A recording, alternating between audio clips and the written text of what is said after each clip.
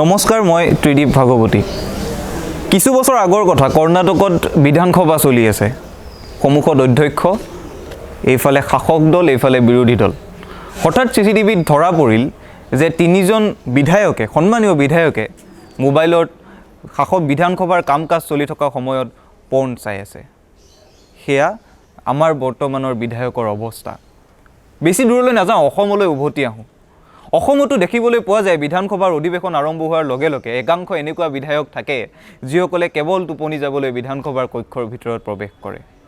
সেয়া অসমৰ বৰ্তমানৰ বিধায়কৰ অৱস্থা। আজি আমি কিছু পুৰণি কথা পাতিম। আজি এনেকুৱা এজন মানুহৰ কথা পাতিম যাৰ অবিহনে অসমৰ ৰাজনীতি, অসমৰ সমাজ জীৱনৰ কথা আমি কল্পনাই কৰিব নোৱাৰোঁ। এটি অতি সৰু দৃশ্য কল্পনা কৰক। সংসদৰ অধিৱেশন চলি আছে। ভাষণ দিছে ভাৰতৰ প্ৰথম প্ৰধানমন্ত্ৰী জৱাহৰলাল নেহৰুৱে। নেহৰুক সকলোৱে সমীহ কৰি চলিছিল, নেহৰুক সন্মান কৰিছিল। নেহৰুৱে ক'লে তিব্বত কাহানিও এখন স্বাধীন ৰাষ্ট্ৰ নাছিল। ভাষণৰ মাজত নেহৰুৱে এই বাক্য কোৱাৰ লগে লগে এজন সাংসদ গৰজি উঠিল। তেওঁ টেবুল ঢুকিয়াই ক'লে যে 1939 চনৰ এগৰাকী ব্যক্তিয়ে এখন কিতাপ লিখিছিল। কিতাপখন নাছিল গ্লিমছেছ অৱ দ্য ৱৰ্ল্ড হিষ্ট্ৰী, আৰু তাত 839 নম্বৰ পৃষ্ঠাত এগৰাকী ব্যক্তিয়ে লিখি থৈছে যে তিব্বত সদায় স্বাধীন ৰাষ্ট্ৰ। এইবাৰ সকলোৱে হতবাক হোৱাৰ পাল, কাৰণ গ্লিমছেছ অৱ দ্য ৱৰ্ল্ড হিষ্ট্ৰীৰ ৰচক আছিল জৱাহৰলাল নেহৰু, আৰু নেহৰুক সেই ভুল শুধৰুৱাই দিয়া সাংসদজন আছিল অসমৰ সুযোগ্য সন্তান হেম বৰুৱা। এইকাৰণেই আজি আমি হেম বৰুৱাৰ কথা পাতিবলৈ বিচাৰিছোঁ, কাৰণ বৰ্তমান সময়ত আমি দেখি থকা সাংসদ বিধায়কসকলৰ যি দুৰৱস্থা, তেওঁলোকৰ জ্ঞানৰ যি অভাৱ, কেৱল দুই এটা ধন গতি ঘটাৰ পাছত গতিৰাম বাতিৰাম সকলোৱে গৈ সংসদৰ ভিতৰত প্ৰৱেশ কৰাৰ যি মানসিকতা, তাৰ বিপৰীতে থিয় হৈ ৰোৱা মানুহজন সেই তাহানিয়েই আছিল হেম বৰুৱা। হেম বৰুৱাৰ ৰাজনৈতিক ইতিহাসৰ কথা আমি আজি পাতিব বিচাৰিছোঁ। আৰু এটা সৰু উদাহৰণ দিওঁ, তাৰ পাছত আপোনালোকে হেম বৰুৱাক চিনি পাবলৈ আপোনালোকৰ সুবিধা হ'ব। সেই সময়ত এগৰাকী কেবিনেট মন্ত্ৰীগৰাকীৰ বিৰুদ্ধে এটা দুৰ্নীতিৰ অভিযোগ উত্থাপন হ'ল সংসদত। তেতিয়া ভাৰত স্বাধীন হৈছেহে মাত্ৰ। ভাৰতৰ বাবে এগৰাকী মন্ত্ৰীৰ বিৰুদ্ধে তেনে অভিযোগ উত্থাপন হোৱাটো ভাৰতৰ ৰাজনৈতিক ইতিহাসৰ বাবেই আচলতে সেই সময়ত এটা কলা অধ্যায়। এগৰাকী সাংসদে পুনৰ গৰজি উঠিল। নেহৰুৰ সন্মুখত পুনৰ স্পষ্টভাৱে ক'লে যে সেই মন্ত্ৰীগৰাকীয়ে পদত্যাগ কৰিবই লাগিব। আৰু তাৰ পাছত সেই সাংসদগৰাকীৰ বাৰে বাৰে কৰা অভিযোগ, বাৰে বাৰে কৰা প্ৰতিবাদৰ পাছত সেই মন্ত্ৰীগৰাকীয়ে পদত্যাগ কৰিবলৈ বাধ্য হৈছিল। আচৰিত কথা, এগৰাকী সাংসদে প্ৰতিবাদ কৰিছে, তেওঁ বিৰোধী দলৰ দলপতিও নহয়, তেওঁ মাত্ৰ এগৰাকী সাংসদ, আৰু তেওঁৰ কথাত সেই মন্ত্ৰীগৰাকীয়ে পদত্যাগ কৰিব লগা হ'ল। সেই সাংসদগৰাকী আছিল হেম বৰুৱা। আমি হেম বৰুৱাৰ কথা আলোচনা কৰাৰ আগতেই কিছু পুৰণি কথা পাতিবলৈ বিচাৰিছোঁ।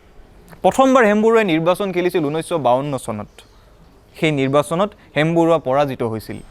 এইকাৰণেই তেওঁৰ পুৰণা কথাবোৰ পাতিবলৈ বিচাৰিছোঁ। তেতিয়া আপোনালোকে বুজি পাব সেই সময়ত হেম বৰুৱাক পৰাজিত কৰা প্ৰাৰ্থীগৰাকী আছিল গৌৰীশংকৰ ভট্টাচাৰ্য। তাৰ পাছত 1956 চনত পুনৰবাৰ হেম বৰুৱাই নিৰ্বাচন খেলিলে। পুনৰবাৰ হেম বৰুৱা পৰাজিত হ'ল। আৰু শেষত 1957 চনত হেম বৰুৱা লোকসভালৈ গুৱাহাটী সমষ্টিৰ পৰা নিৰ্বাচিত হৈছিল। এইকাৰণেই নামবিলাক আমি জনাটো দৰকাৰ, কাৰণ 1952 চনত হেম বৰুৱাক পৰাজিত কৰিছিল গৌৰীশংকৰ ভট্টাচাৰ্যই। 1962 চনত যেতিয়া গুৱাহাটীৰ পৰা হেম বৰুৱা নিৰ্বাচিত হৈছিল, সেই সময়ত হেম বৰুৱাই পৰাজিত কৰিছিল পণ্ডিত প্ৰবৰ তীৰ্থনাথ শৰ্মাক। কিন্তু সেই পৰিস্থিতিটো আপুনি যদি আজিৰ পৰিৱেশৰ লগত তুলনা কৰি চাই, দেখিবলৈ পাব আপোনাৰ গাঁৱৰ চুবুৰীৰ এগৰাকী মানুহ, যিগৰাকীয়ে এটা ব্যৱসায় কৰাৰ পাছত 2 টকা অৰ্জন কৰিছে, আৰু শেষত গৈ তেওঁই লোকসভাৰ প্ৰাৰ্থী হিচাপে থিয় দিছে। এতিয়াৰ প্ৰাৰ্থীৰ দুৰৱস্থা এনেকুৱা, আৰু সেই সময়ত তীৰ্থনাথ শৰ্মা, গৌৰীশংকৰ ভট্টাচাৰ্য বা হেম বৰুৱাৰ দৰে প্ৰাৰ্থীয়ে নিৰ্বাচন খেলিছিল। এয়াই হ'ল ৰাজনীতিৰ বৰ্তমান আৰু সেই সময়ৰ তফাত। পুনৰবাৰ হেম বৰুৱাৰ কথালৈ আহোঁ। হেম বৰুৱা এনেকুৱা এগৰাকী ব্যক্তি যাৰ কথা নিৰ্মল প্ৰভা বৰদলৈয়ে লিখি থৈছে যে বৰুৱা ছাৰ আছিল সভ্যক আছিল। তেওঁ এহাতে সাহিত্যৰ কাম কাজ চলাই নিছিল, এফালে ৰাজনীতিৰ কাম কাজ চলাই নিছিল। হেম বৰুৱাৰ মমতাৰ চিঠিৰ কথা কোনে নাজানে। সেই হেম বৰুৱাই তাৰ পাছত সাহিত্য সভাৰ অধিৱেশনৰ সভাপতি হৈছিল। কিন্তু সেইগৰাকী হেম বৰুৱাৰ কথা আমি এইকাৰণেই জনাটো দৰকাৰ, কাৰণ অসমত যেতিয়া শোধনাগাৰ আন্দোলন চলিছিল, সেই সময়তো নেহৰুৰ সন্মুখত গৰজি উঠা মানুহজন আছিল হেম বৰুৱা। অসমত যেতিয়া ভাষা আন্দোলন চলিছিল, অসমীয়াৰ পক্ষে থিয় হৈ সংসদত গৰজি উঠা মানুহজন আছিল হেম বৰুৱা। তাৰ পাছত অসমত যেতিয়া উত্তৰ পূব ৰেলৱেৰ কাৰ্যালয় নিৰ্মাণৰ কথা আহিল, তেতিয়াও গৰজি উঠা মানুহজন আছিল হেম বৰুৱা। আমি সকলোৱে জানো অসমৰ পৰা 14জন সাংসদ আমি সংসদলৈ নিৰ্বাচিত কৰি পঠাওঁ। অসমৰ পৰা মানুহ গৈ প্ৰধানমন্ত্ৰী পৰ্যন্ত হৈছে। মনমোহন সিং অসমৰ সাংসদ আছিল, অসমৰ ৰাজ্যসভাৰ সাংসদ হৈ গৈ তেওঁ প্ৰধানমন্ত্ৰী পৰ্যন্ত হৈছে। কিন্তু হেম বৰুৱাৰ কথাতেই আমাৰ ভাল সংসদৰ তালিকাখন আজিও আৰম্ভ হয় আৰু অসমৰ ভাল সাংসদৰ তালিকাখন আজিও শেষ হয়। জাতি এটাৰ বাবে তাতকৈ দুৰৱস্থাৰ সময় আৰু কি হ'ব পাৰে। পুনৰবাৰ হেম বৰুৱাৰ কিছু কথা কওঁ। হেম বৰুৱাই সেই সময়তে প্ৰমাণ কৰি দিছিল যে সংসদত বিৰোধী দলৰ এগৰাকী সাধাৰণ সদস্য হৈও কিদৰে চৰকাৰখন জোকাৰি পেলাব পাৰি। চীনৰ যেতিয়া আক্ৰমণ চলিছিল, চীনৰ আক্ৰমণৰ সময়ত জৱাহৰলাল নেহৰুৰ ভূমিকাক সৰবভাৱে সমালোচনা কৰি হেম বৰুৱাই তাহানিতেই কৈ থৈ গৈছিল যে এটা বাঘৰ এটা সিংহৰ সন্মুখত অসমখন এটা ভেড়া ছাগলীৰ নিচিনা। অসমখনক যদি আপোনালোকে এৰি দিয়ে, সিংহটোৱে এই অসমখন গ্ৰাস কৰি পেলাব। সেইগৰাকী হেম বৰুৱাৰ বাবেই জৱাহৰলাল নেহৰুৱে সম্পূৰ্ণৰূপে সলনি কৰিব লগা হৈছিল অসমৰ প্ৰতি থকা তেওঁৰ দৃষ্টিভংগী। আৰু সেইবাবেই আজি আপোনালোকৰ সন্মুখত উপস্থাপন কৰিছোঁ হেম বৰুৱাৰ কথা। আমি বিশেষ একো মন্তব্য বা বিশেষ একো সামৰণিৰ কথা নকওঁ, আপোনালোকে নিজেই ভাবক। আমাৰ এতিয়াও 14জন সাংসদ আছে, আমাৰ এতিয়াও 14জন নিৰ্বাচিত হৈ যোৱা প্ৰতিনিধি আছে, কিন্তু শেহতীয়াভাৱে অসমলৈ অহা প্ৰত্যেকটো বিপদৰ সময়ত আমি কাৰোবাৰ মাত শুনা পাইছোঁনে? আমি এতিয়াও কাৰোবাৰ কথা হেম বৰুৱাৰ নিচিনাকৈ গৰজি উঠা সাংসদ এজন পাইছোঁনে?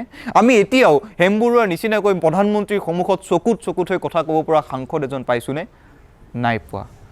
সেইবাবেই চাগে আমাৰ বাবে এতিয়াও ভাল সাংসদৰ তালিকাখন সদায় হেম বৰুৱাতেই আৰম্ভ হয় আৰু হেম বৰুৱাৰ মাজতেই শেষ হয়।